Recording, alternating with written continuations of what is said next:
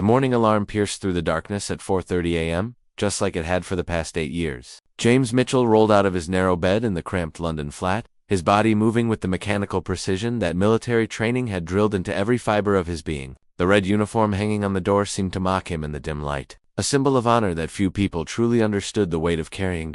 As he pulled on the scarlet tunic, James caught his reflection in the cracked mirror above his dresser. The man staring back looked nothing like the confident guard tourists would photograph later that day. Dark circles shadowed his eyes, evidence of another sleepless night spent worrying about bills, about his sick mother, about the growing distance between him and his teenage daughter, who barely spoke to him anymore. The bearskin hat sat heavy on his head as he made his way through the empty London streets. Most of the city still slept, unaware that men like James were already beginning their day of service. The weight of the ceremonial rifle on his shoulder felt familiar now, though it had taken months to build the strength needed to stand motionless for hours while carrying it. At Wellington Barracks, the atmosphere buzzed with quiet intensity. 32 men moved through their morning routine with practiced efficiency. Each guard checked his uniform 3 times, ensuring every button gleamed. Every crease was sharp, every piece of kit was perfectly positioned. One loose thread, one smudged brass buckle, one improperly positioned badge could result in disciplinary action that would echo through their entire military career.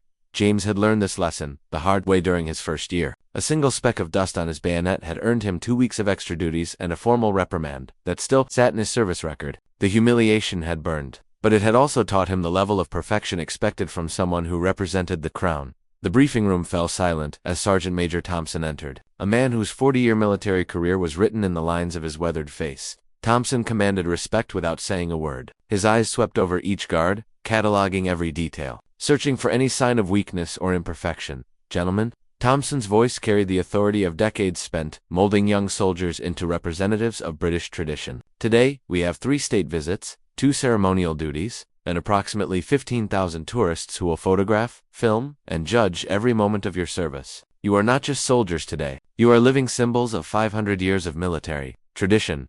James felt the familiar tightness in his chest that came with such responsibility. Every tourist who posed for a selfie beside him, every child who waved hoping for a reaction, every prankster who tried to make him laugh or move, they all saw only the uniform. They didn't see the man inside who was fighting his own battles, carrying his own burdens, making sacrifices they could never imagine.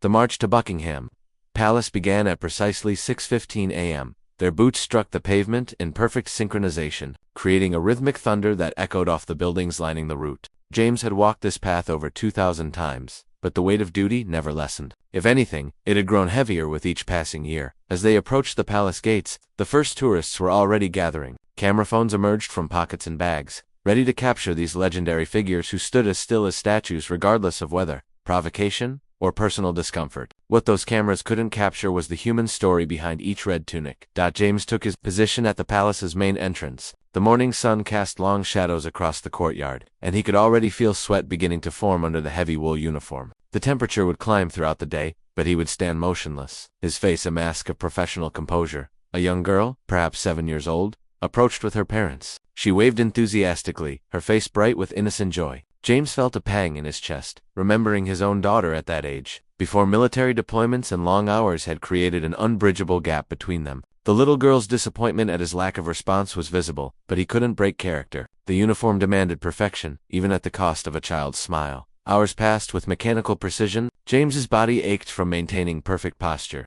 His feet throbbed in the heavy boots, and his throat was dry from the morning heat. But these physical discomforts were nothing compared to the mental strain of maintaining absolute composure. While tourists tested his resolve with jokes, taunts, and increasingly creative attempts to provoke a reaction, a group of teenagers began making faces at him, their phone cameras recording his every non-reaction for social media content. They had no idea that James was fighting the urge to smile at their harmless antics, not because he was some emotionless robot, but because breaking character would mean failing in his duty to uphold centuries of military tradition. Behind the stoic mask, James's mind wandered to the letter in his pocket. His daughter Emma had written to him for the first time in 6 months. She needed money for university applications, but more than that, she needed her father. The letter spoke of feeling abandoned, of growing up with a parent who was physically present but emotionally distant, consumed by duty and service to a crown that meant nothing to a teenager who just wanted her dad to attend her school. Plays and graduation ceremony. The irony wasn't lost on him. He stood protecting the symbol of the nation, representing strength and reliability to millions of people worldwide, while his own family saw him as absent and unreliable. The same dedication that made him an exemplary guard made him a struggling father. As the afternoon wore on,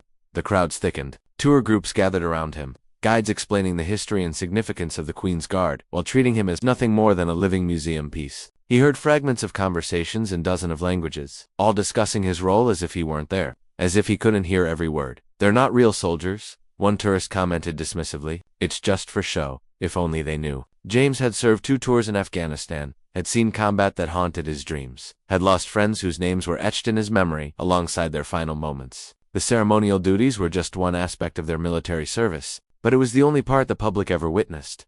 The day shift was nearly over when James noticed an elderly man in a wheelchair being pushed toward him by a middle-aged woman. The old man wore a faded military beret and medals that spoke of service and conflicts most people only read about in history books. As they approached, the woman whispered something to her father, and the veteran slowly raised his hand in a respectful salute. For a moment, James felt the weight of connection across generations of service. Here was a man who understood sacrifice, who had made his own choices between duty and family, between service and self. The salute was held for exactly 3 seconds before the old soldier lowered his hand, his eyes meeting James's for just an instant. In that brief moment, understanding passed between them, the understanding that some sacrifices are invisible to those who benefit from them. As the evening guard arrived to relieve him, James felt the familiar mix of exhaustion and accomplishment that came with completing another day of service. His legs were stiff, his back ached, and his throat was parched, but he had upheld the standard expected of him. Another day of representing something larger than himself was complete. But the personal battles waiting at home were just beginning.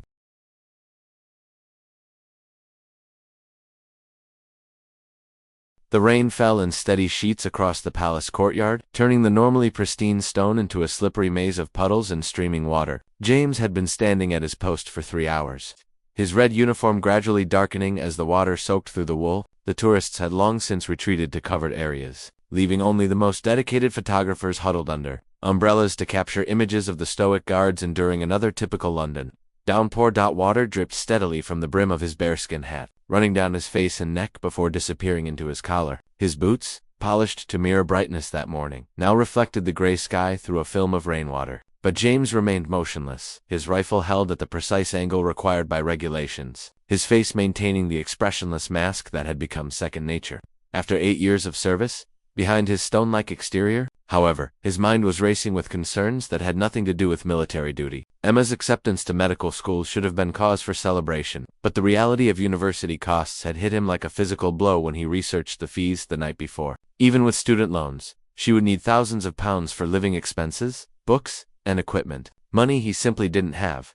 His phone, tucked safely in his inner pocket, had buzzed 3 times during his shift. Each vibration sent a spike of anxiety through his chest. The hospital had promised to call if his mother's condition changed, and every message could be the news he dreaded most. But military protocol forbade checking personal communications while on duty, leaving him trapped in uncertainty. A group of American tourists had found shelter under a nearby archway and were taking turns posing for photos with James in the background. Their guide, an enthusiastic young woman with a bright yellow umbrella, was explaining the history of the Queen's Guard to her soggy audience. "These soldiers are specially chosen for their discipline and dedication," she announced with practiced authority. "They can stand motionless for hours in any weather condition, and nothing can break their concentration or composure. They are trained to ignore all distractions, including medical emergencies." The irony of her words wasn't lost on James. The guide spoke of dedication and discipline as if they were simple character traits, unaware of the personal cost such unwavering commitment demanded. She didn't know that his dedication to duty meant missing his mother's doctor appointments, or that his discipline required him to stand silent while emergency messages might be accumulating.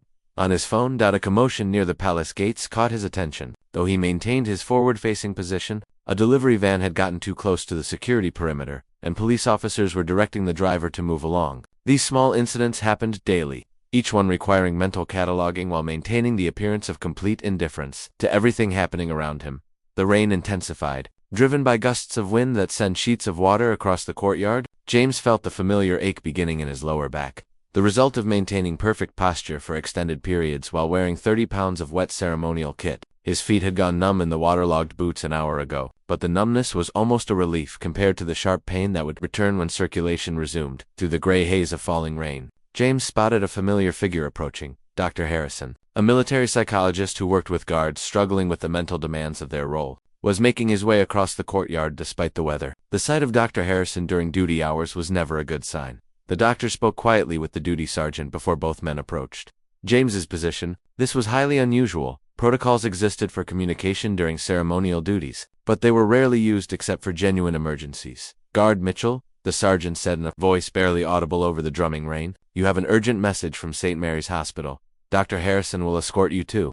Make a phone call." James felt his stomach drop, but his training held firm. He followed the established procedure for being relieved from post, transferring his rifle to the replacement guard and marching away from his position with the mechanical precision that had been drilled into him through countless hours of practice. In the shelter of the guardhouse, Dr. Harrison handed James a towel and his phone. The screen showed 4 missed calls from the hospital and 2 from Sarah. His hands, steady enough to hold a rifle motionless for hours, trembled slightly as he dialed the hospital's number. "Mr. Mitchell, this is Dr. Patel. Your mother has had another cardiac episode. She's stable now, but we need to discuss immediate surgical intervention. How quickly can you get here?" The words hit James like a physical blow. Immediate surgical intervention meant life-threatening complications. It meant decisions that couldn't wait for the end of his shift or the convenience of military schedules. It meant choosing between duty and family in the starkest terms possible. "I can be there in an hour," James heard himself saying, though he had no idea how he would explain leaving his post during a ceremonial duty day. Dr. Harrison had been listening to the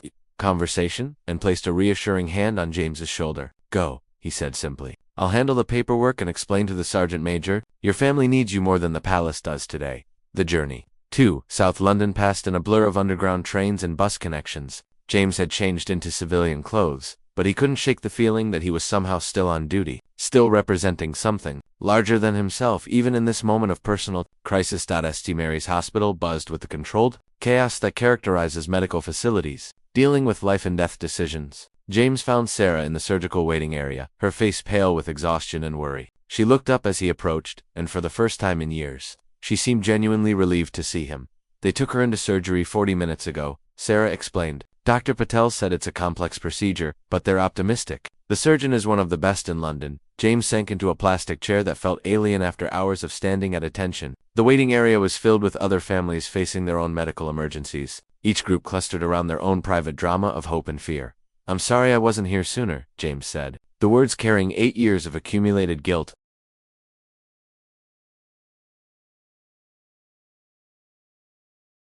The fluorescent lights of St. Mary's Hospital cast harsh shadows across the linoleum floor as James hurried through the corridors still wearing his civilian clothes. He had barely had time to change out of his uniform before catching the last bus to South London, where his mother lay in the cardiac unit fighting a battle that no amount of military training could prepare him to face. Margaret Mitchell had raised 3 children on her own after James's father disappeared when he was 12. She had worked double shifts at the textile factory to keep food on the table and clothes on their backs, never once complaining about the sacrifice. Now, at 68 her heart was failing, and the woman who had been the anchor of his life was fading before his eyes. "You're late again?" his sister, Sorrow, said without looking up from the chair beside their mother's bed. Her voice carried 8 years of accumulated resentment. "Mum was asking for you earlier, but I had to explain that the Queen needed you more than she did." James felt the familiar sting of guilt that had become his constant companion. Sarah didn't understand the constraints of military service, the impossibility of simply leaving his post because of a family emergency. She saw only a brother who had chosen duty over family, who was never there when it mattered most. Their mother stirred as James took her hand. Margaret's fingers, once strong enough to work 14-hour factory shifts, now felt fragile as bird bones. Her eyes opened slowly, and a weak smile crossed her face when she recognized her son. "There's my soldier boy," she whispered, her voice barely audible over the steady beeping of the heart monitor. "How was your day standing guard over the palace?" James squeezed her hand gently. "It was fine, ma'am. How are you feeling?" "Like I've been hit by a lorry," she said with the same humor that had carried their family through countless hardships. "But the nurses here are lovely. They tell me you've been calling every day to check on me." Sarah's sharp intake of breath reminded James that his daily phone calls to the nursing staff were something he had kept private. He had been monitoring his mother's condition obsessively, speaking to doctors during his brief breaks, arranging for private consultations that he couldn't afford but couldn't live without. Dr. Patel approached the bed with the measured steps of someone carrying difficult news. James had served with enough medics to recognize the body language of a doctor preparing to deliver a difficult prognosis. "Mrs. Mitchell's condition has deteriorated since yesterday," Dr. Patel explained in the gentle but direct tone that medical professionals perfect over years of practice. "The medication isn't having the effect we hoped for. We need to discuss more aggressive treatment options." The phrase more aggressive treatment was medical code for expensive procedures that James's military insurance would only partially cover. He had already exhausted his savings paying for his mother's previous hospitalization, and his modest guard's salary barely covered his own living expenses. And the child support payments for Emma, whatever she needs, James said without hesitation, though he had no idea how he would pay for it. Cost doesn't matter. Sarah's eyes met his across their mother's bed. For the first time in years, he saw something other than resentment in her expression. Perhaps she was beginning to understand the weight of responsibility he carried, the impossible choices that military service sometimes demanded. After the doctor left, James sat with his mother while Sarah went to get coffee. The hospital room felt like a world away from the pomp and ceremony of Buckingham Palace. Here, there were no tourists taking photographs, no tradition to uphold, no image to maintain. Here, he was just a son watching his mother fight for her life. "I know what you're thinking," Margaret said, her voice stronger now. "You're wondering how you're going to pay for all this." James started to protest, but she raised her hand with surprising firmness. "I've known you for 31 years, James Mitchell. You think you can hide your worries behind that guard's face, but I'm your mother. I see everything." She paused to catch her breath. "I also know you've been sending money to Emma for her university fund, and to your sister when her husband was out of work last year. You think nobody notices, but I notice everything." The weight of being seen, truly seen, by someone who understood his struggles brought unexpected tears to James's eyes. For 8 years, he had stood motionless while tourists tried everything they could think of to crack his composure. Now, his mother's gentle words accomplished what thousands of strangers never could, the thing about sacrifice. Margaret continued, "Is that the people who matter most see it, even when you try to hide it? That little girl of yours, she sees it too. She might not understand it now, but someday she will." James's phone buzzed with a text message from Emma. His heart jumped, hoping for more than the usual requests for money or brief updates on her life. Instead, he found a photograph of her acceptance letter to King's College London, accompanied by a message that made his breath catch. "Got accepted to study medicine. Dad, I want to help people like you, help the country. Hope you're proud." The timing felt like divine intervention. His daughter had chosen a path of service, just as he had, though hers would heal people rather than guard traditions. For the first time in months, James felt a spark of hope that the sacrifices he was making might mean something to the people he loved most. Sarah returned with coffee, and noticed the change in her brother's demeanor. "Good news." James showed her Emma's text, and Sarah's face softened in a way he hadn't seen since they were children. "She gets it from you. You know, the need to serve something bigger than herself."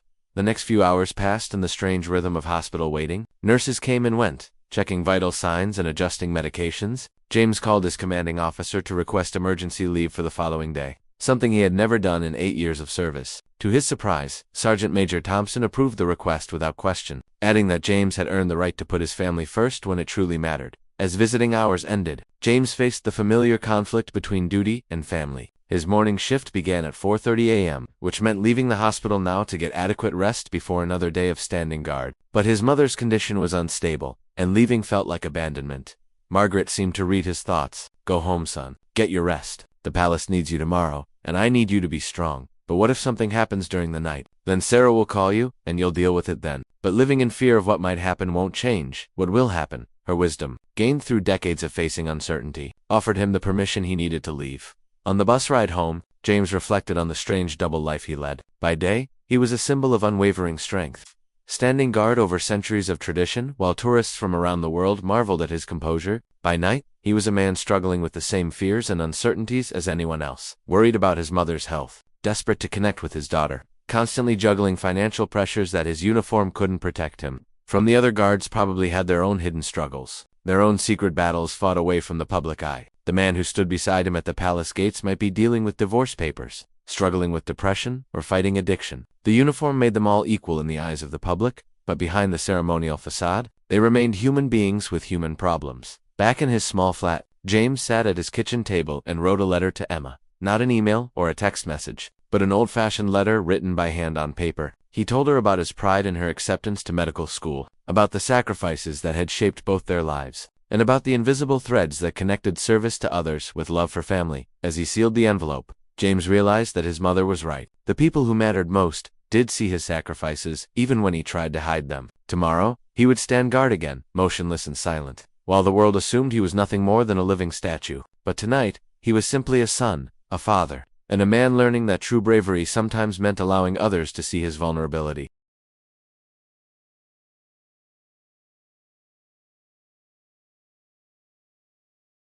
Sarah studied her brother's face, seeing something there that she hadn't noticed before. You left your post to be here. That's not something you would have done lightly. No, it's not. James leaned back in the uncomfortable chair and closed his eyes. I've been thinking a lot lately about what really matters.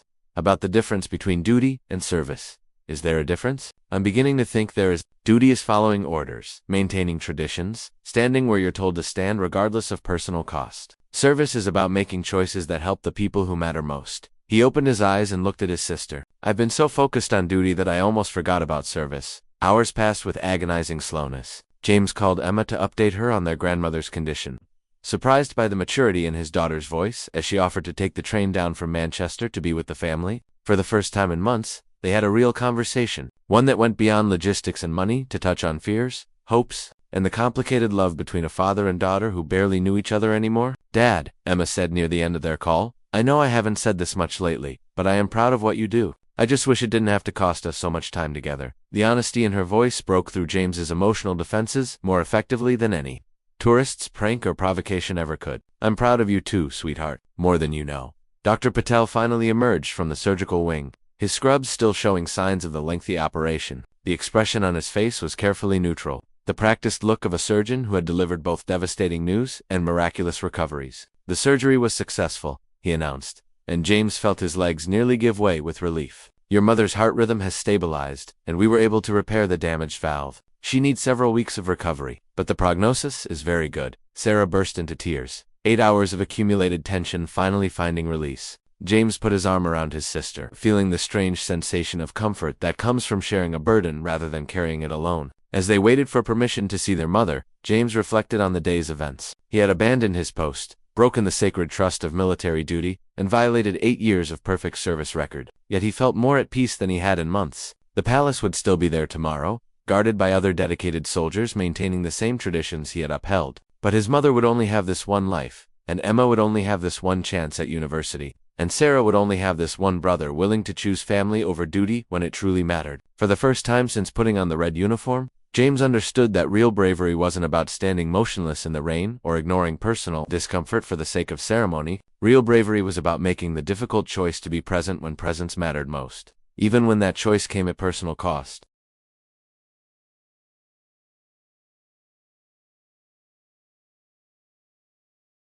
The disciplinary hearing was scheduled for 0800 hours in the sterile conference room at Wellington Barracks. James sat outside the room in his dress uniform, every button polished to perfection, every crease sharp enough to cut paper. The irony wasn't lost on him. He had never looked more like the perfect soldier than on the day he would likely be stripped of the honor of serving as a Queen's Guard.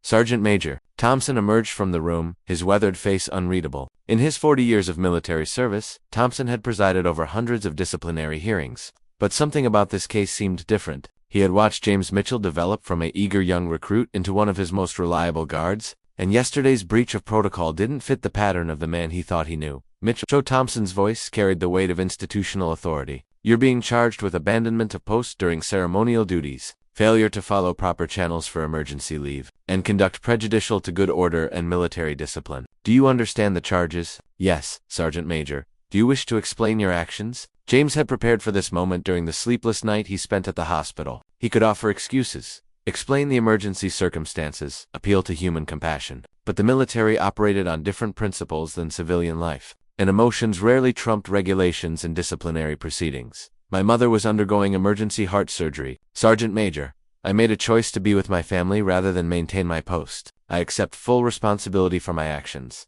Thompson studied James's face, looking for signs of the defiance or self-pity that usually accompanied soldiers who found themselves in disciplinary trouble. Instead, he saw something unexpected, a man who had made a conscious decision and was prepared to face the consequences without complaint. Mitchell, in 8 years of service, you've never had so much as a minor uniform infraction. Your record shows commendations for dedication to duty, perfect attendance, and exemplary conduct under pressure. Yesterday's actions seem completely out of character. With respect, Sergeant Major, yesterday's actions were exactly in character. I've spent 8 years learning the difference between duty and service. Sometimes they align, and sometimes they don't. The formal hearing lasted 2 hours. James presented his case with the same precision he brought to ceremonial duties, acknowledging his violations while explaining the circumstances that led to his decision. The panel of officers listened without visible emotion, their faces masks of professional neutrality that rivaled any Queen's Guard. Colonel Davies, The presiding officer delivered the verdict with military formality. Guard Mitchell, your actions constitute a serious breach of military discipline. However, the panel recognizes the exceptional circumstances and your previously exemplary service record.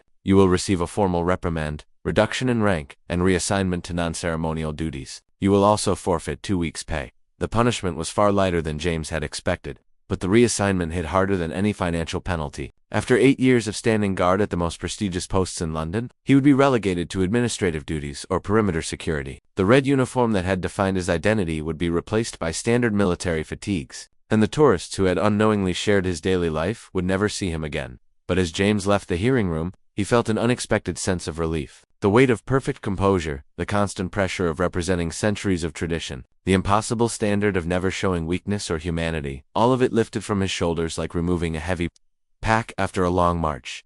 His new assignment was to the motor pool at Wellington Barracks, maintaining the vehicles used for non-ceremonial military operations. It was honest work that allowed him to use the mechanical skills he had learned during his early military training, and more importantly, it came with regular hours and weekend leave that would let him be present for his family in ways that ceremonial duties never permitted. Emma arrived from Manchester that evening. Taking the train down to spend time with her grandmother during recovery, James met her at King's Cross Station, and for the first time in years, he wasn't rushing to change from civilian clothes into uniform or calculating how many hours of sleep he could manage before the next day's duties. You look different, Dad, Emma observed as they shared a quiet dinner near the hospital. More relaxed. Somehow, I feel different. Like I've been holding my breath for 8 years, and finally remembered how to exhale. Emma set down her fork and studied her father's face. Are you okay with what happened? Losing your position as a guard? I know how much it meant to you.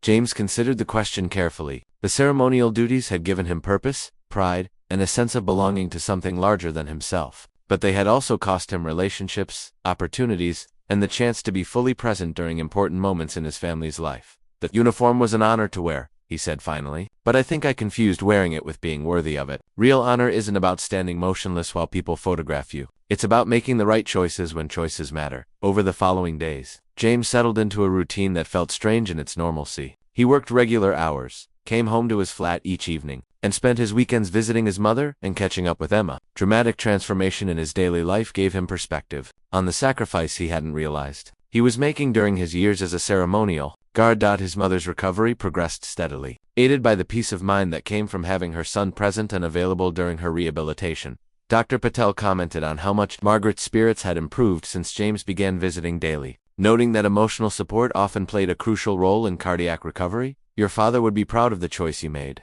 Margaret told James during one of their evening conversations. He always said that real strength was knowing when to stand firm and when to bend.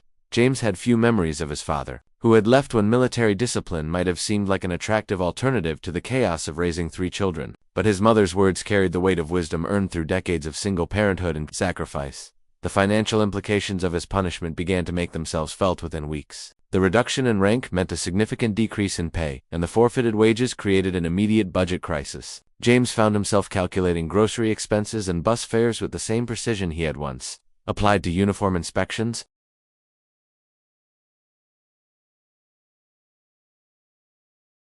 The letter arrived on a Tuesday morning in November, 6 months after James's reassignment to the motor pool. The official military envelope bore the seal of the Ministry of Defense, and James's stomach tightened as he recognized the formal weight of institutional correspondence. His first thought was that someone had filed additional charges related to his abandonment of ceremonial duties, perhaps documentation he hadn't been aware of during his disciplinary hearing.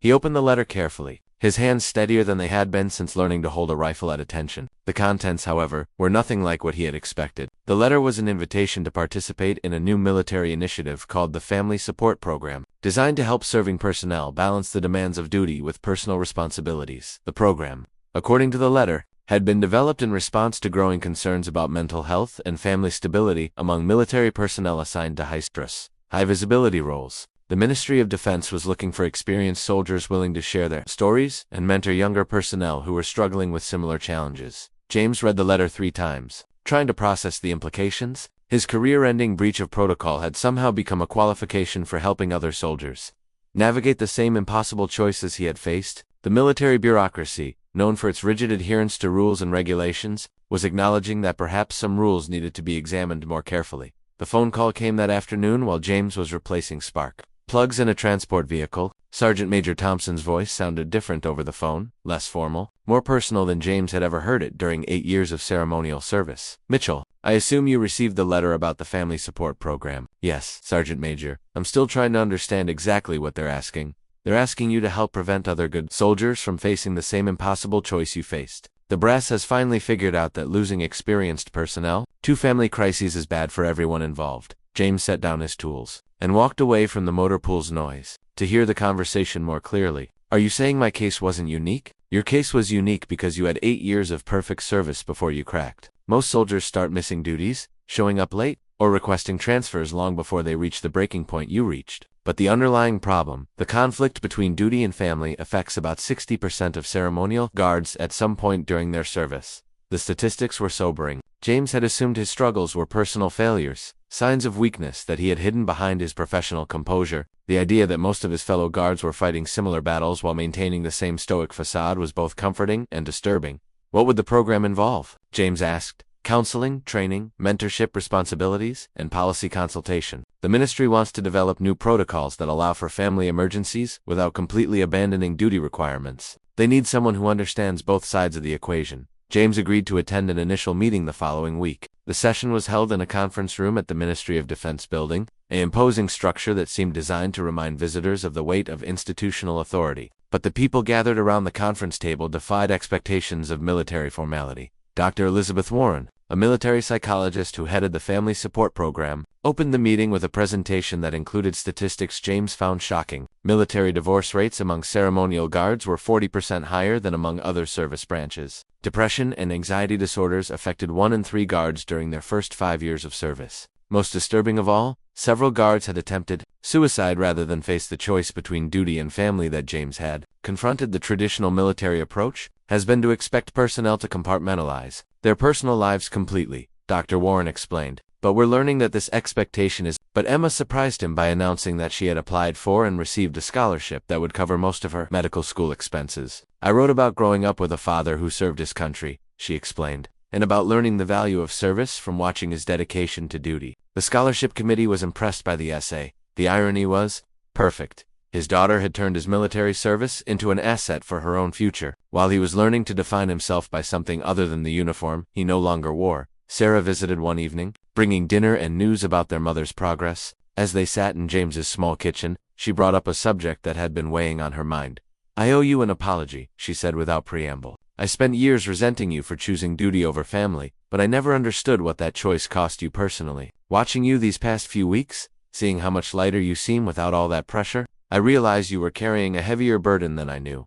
James appreciated his sister's words, but he also recognized the truth they revealed about his own choices. I think I used duty as an excuse sometimes. It was easier to stand motionless for 8 hours than to have difficult conversations about feelings or relationships. The uniform protected me from having to be vulnerable. As autumn settled over London, James found himself walking past Buckingham Palace during his off-duty hours. The new guards stood at attention with the same rigid posture he had maintained for 8 years, their faces masks of professional composure while tourists snapped photographs and tried to provoke reactions. James felt no nostalgia for the role, only recognition of the human beings behind the ceremonial facade. Each guard was carrying his own story, facing his own challenges, making his own sacrifices in service of tradition and duty. They deserved respect not just for their discipline and dedication, but for the personal costs they were willing to bear in service of something larger than themselves. The real measure of his transformation became clear during Emma's next visit. Instead of rushing through conversations between duties or canceling plans due to ceremonial obligations,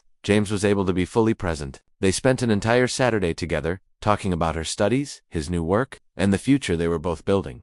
I have something to tell you, Dad, Emma said as they shared afternoon tea. I've decided to specialize in cardiology when I get to medical school. I want to help people like Grandmom, people whose families are fighting to keep them alive. James felt a surge of pride that had nothing to do with military achievement or ceremonial precision. His daughter had chosen a path of service that would heal rather than guard, create rather than preserve. She had learned the value of dedication while avoiding the trap of losing herself in duty for its own sake.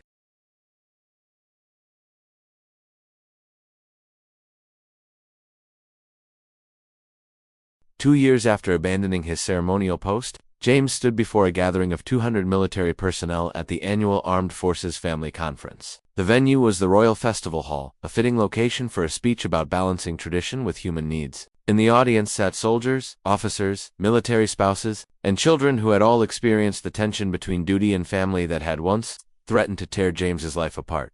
He wore his dress uniform, but the insignia had changed. Gone were the ceremonial decorations of the Queen's Guard, replaced by the badges of a senior family support coordinator. The red tunic and bearskin hat that had defined his identity for 8 years had been replaced by the standard dress uniform worn by administrative personnel, but James wore it with more genuine pride than he had ever felt during his ceremonial duties. "Ladies and gentlemen," James began, his voice carrying the confidence that came from speaking truth rather than maintaining facade, "I want to tell you about the day I chose to fail as a soldier so I could succeed as a human being." The audience was silent, not with the enforced quiet of military discipline, but with the engaged attention of people who recognized their own struggles in his words. James told them about the impossible choice between duty and love, about the weight of carrying family burdens while projecting strength to strangers, about the moment when he realized that true service sometimes meant breaking the rules that were supposed to define service. In the front row sat Emma, now in her second year of medical school and specializing in cardiology, as she had promised. Beside her was Margaret, fully recovered from her heart surgery and beaming with pride at her son's transformation. Sarah had flown in from Edinburgh with her family, all of them wearing expressions of amazement at seeing James speak publicly about emotions and vulnerabilities he had hidden for most of his adult life.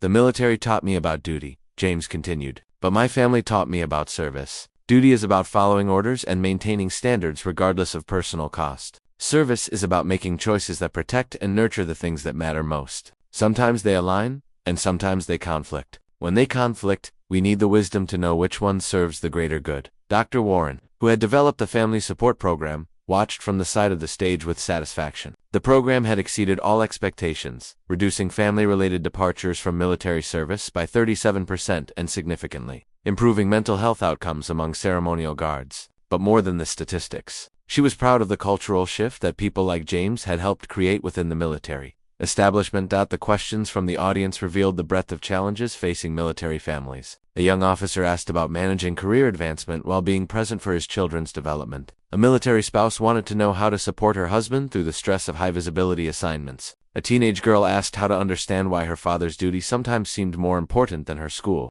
events. James answered each question with the honesty he had learned through his own struggles, acknowledging that there were no perfect solutions, but offering practical strategies for navigating the inevitable conflicts between institutional demands and personal needs. His responses carried the authority of lived experience rather than theoretical knowledge. "The young lady who asked about her father's priorities," James said, addressing the teenager directly, "I want you to know that your father's duty never matters more than you do. But sometimes adults make poor choices about how to express love and protection. The best thing you can do is tell him directly what you need from him." Most military parents want to be present for their children's lives. They just need help figuring out how to make that happen within the constraints of their service.